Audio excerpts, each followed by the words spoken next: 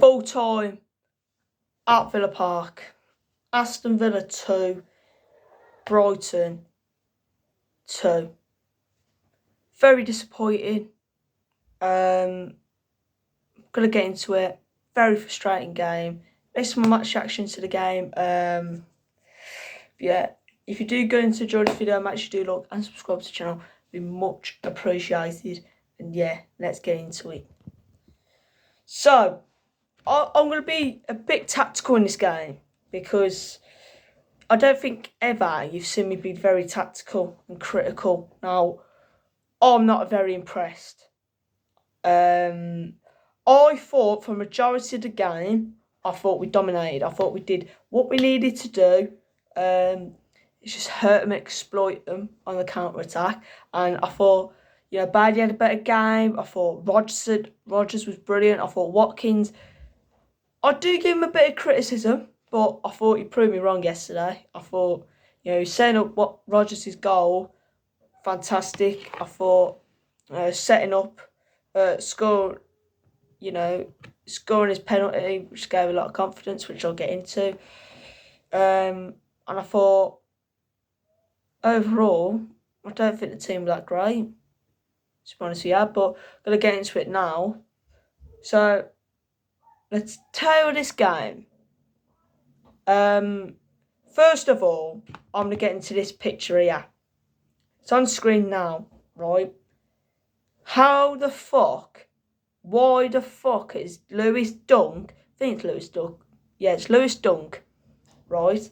Why the fuck there's 3 players, you got Bailey there, you got McGinn there, and you got Watkins.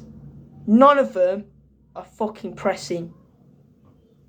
Lewis Dunk has got all this freedom to just swing a ball over the top and go on a counter-attack. But guess what happens after? It's fucking hilarious. Another picture on your screen. You got Diego Carlos, where the midfield's supposed to be. It's not good enough. And then, you say in football, if the ball bounces and you're a defender, the opposition have got a chance to score. Konza doesn't win the ball. It's João Pedro wins the ball, then passes it to Adingra, and then sloppy defending. Where's communication? The body language is appalling for this. And then Adingra has a free shot. Digne can't do much. It's not his man, really. Torres, nowhere near the ball. Con's on his wrong man. Adingra has the freedom to shoot and he scores. It's awful. 10 minutes in, I think, or 8, 1-0 down, and I'm thinking, this ain't a good start. This is not what you want to see, because we're used to it as Villa fans.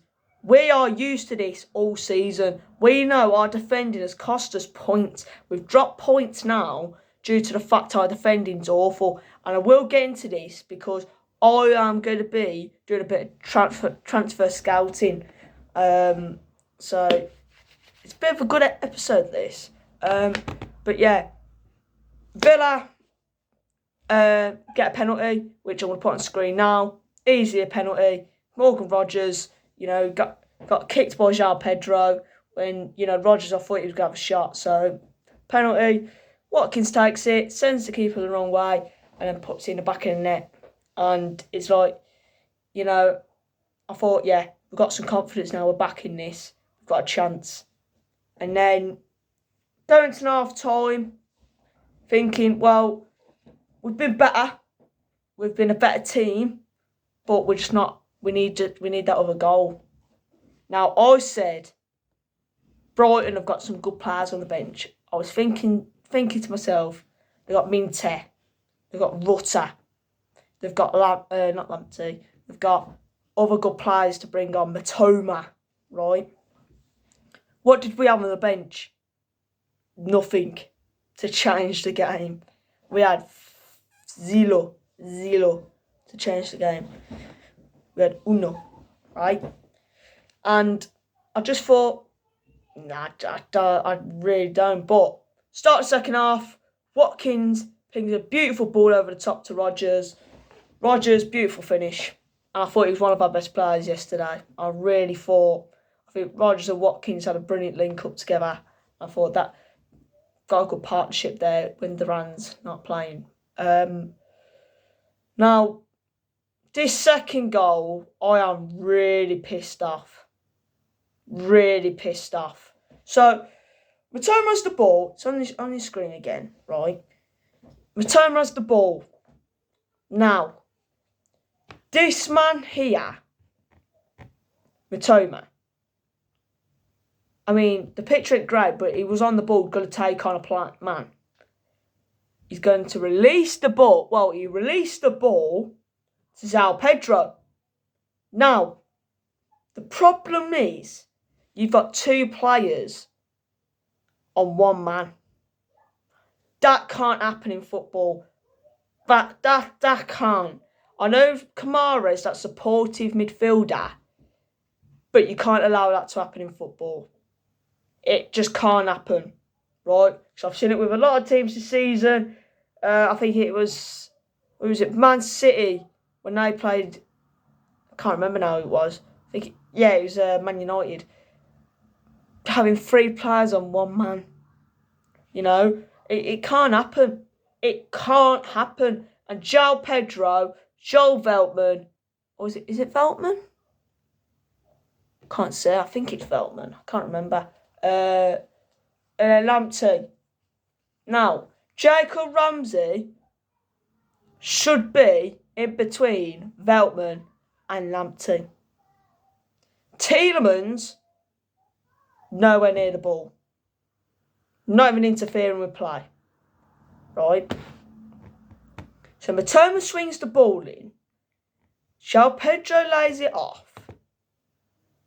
Then I'm thinking to myself, this is going to go in. Because if you look back, the defensive line's solid because Mings is on Rutter. Carlos, you got to help. It's just poor midfield. Poor midfield. It's not defensive, right? Because Kamara, Conza would have dealt with him, right? But João Pedro and Lamptey on the edge of the box. Now, that's where you want Ramsey and Tielemans to close them down. But we didn't close them down, did we? Because now, show it on your screen right now, Lamptey has the most freedom in the world to fucking score. Now, it weren't the defensive's fault for that second goal. It was the midfield. I don't care what any Villa fan says. You can't allow that much space for Lamptey to score that. You can't. And he's a right back.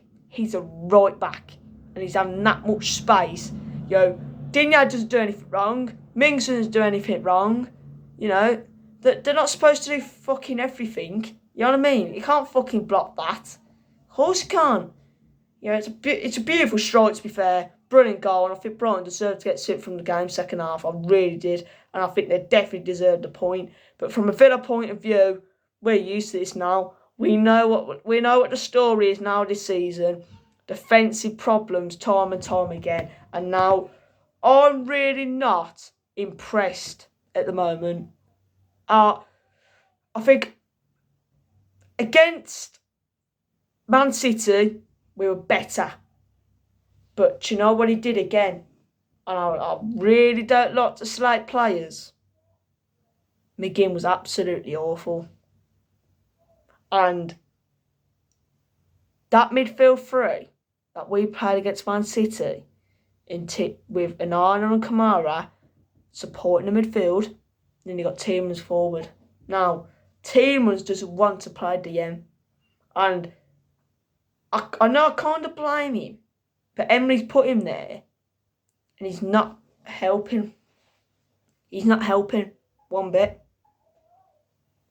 That can't happen. As a DM, you've got to protect. You don't stand back, because for me, Tielemans is like here, right? He's like pretend the defensive line's here, right? It's here. Tielemans is all the way here, so whoever's there on the edge of the box could just go like bang. You know what I mean? He could have a shot on target, and that could go anywhere. Do you know what I mean? So for me, I think it weren't good enough. I think there was a lack of communication. I think there was a lack of effort, to be honest. But overall, I think we played really well, and I just think, if we were so good defensively, we'd be in a higher position in the league. We really would. And I think that's what's just let us down all season. But yeah, now enough of waffle. Let's talk about the transfer window. Now, our defenders is very, very lack in quality. Now, people say Konza can't play right back. I don't think he was that bad. I think he weren't the best, but I think he still tried, even though he doesn't want to play there. I think Torres, obviously, he's got that injury. I think we'll find out more about that injury. But I think it's Mestral. He broke it, so it's gonna be really pain. I don't think he's been that great in the last couple of games, though. I don't think. I think he's been a bit of a problem as well. But, missing when he's centre-half is not good at all, though, either way. So, and now it's just left us with bare bones with Carlos, Mings and Konza at the back. Now, I think going forward, I don't think it'll happen this season, but in the summer, I think there's got to be a few players that got to go. I think Carlos and Mings have got to go. I think to build this team, I think to go forward as a club, I think we've got to sell him, because I think Carlos, he should have gone in the summer, shouldn't he? But I don't know why we kept him. I don't know if it's because Gertruda. I don't know if it's because Gertruda wasn't going to come to our club. But we needed to sell Carlos, man. You know what I mean? We had to sell him, and we didn't. Mings, I don't think he was bad yesterday. I thought he was one of our better defenders. I don't think he can play a full game, though. Now, I don't want to sell him, but I think what might need to happen, I think that's going to be a very big debate in the summer, because we all know Carlos has got to go. If you think Carlos will start this club, nah, it's not happening. He can't start this club. He can't. No more. He can't. Right? If we want to be the big giants of English football and in Europe, you've got to get the elite. You've got to get quality. I know players such as McGinn have helped us, but sometimes in football, you see, Man City, I know they brought Gundogan back, but to progress, they had to sell Gundogan. I know they helped him.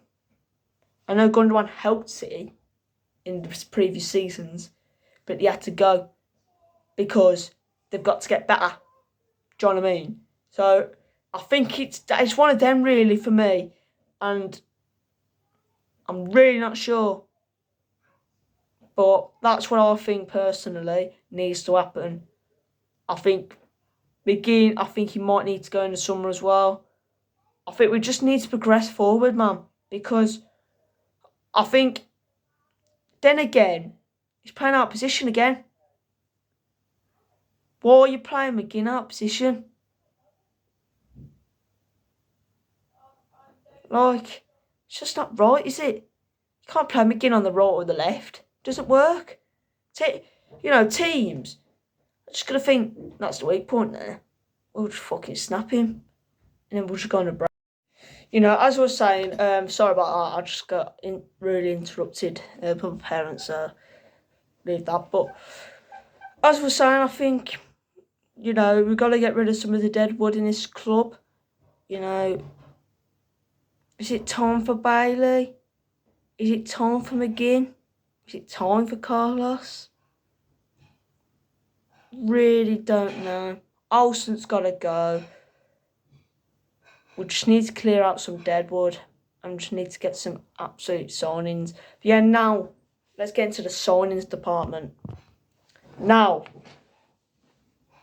signings. I want an attacker or a midfielder. But before that, I really want to know. I really want to know what the fuck and why the fuck are we benching Maatsen and Onana? Now I'm thinking he's played Onana many times. But when you drop Maatsen and he's on the bench every game, does that tell us that we know he's a good fullback? I've watched him for Dortmund, right, last season, and he's a very good wing back, explosive, he's rapid, right, and he gets up and down a lot. But did we really need to sign him? Because Emery does not use him at all. Apart from cup games, doesn't use him at all. Like, yeah, he's probably going to be our future left back because Digne's getting on now, but does it really tell me that he's just going to be rotting on the bench? Because when I've seen it with Man United, when they've signed players, Xerxes rotting on the bench, players, big players rotting on the bench, and it's affecting their career. And I don't think he'll be Maatsen because I think he'll start next season. But he's got to get more game time. He's got to play more. He's got to start games because Digne couldn't catch up yesterday. He couldn't. I thought it's for the goals, it weren't his fault. He was the innocent man in all of it. But he was struggling for pace a little bit, and now I think the Premier League is getting on and on. You've got to have pace in the Prem. You've got to. You can't tell me that you don't need pace in the Prem because you absolutely do. But as I was saying, transfers. The positions that we need is a centre. We need 2 centre-backs and a right back. Now, we probably need a centre-back now. I wouldn't say 2 because 2 means we've got to sell more. Now, I think teams would nab Mings easily. I think like an Ipswich or Leicester, I think they'll nab him up. But I think he's still a big part to play in this squad. I think the one man that needs to go is Diego Carlos. I think he's had some good games for Villa, but he's not been consistent in this team. I think every time he's played, we struggle at the back. I think he's the guilty guy in this. I think, anyway.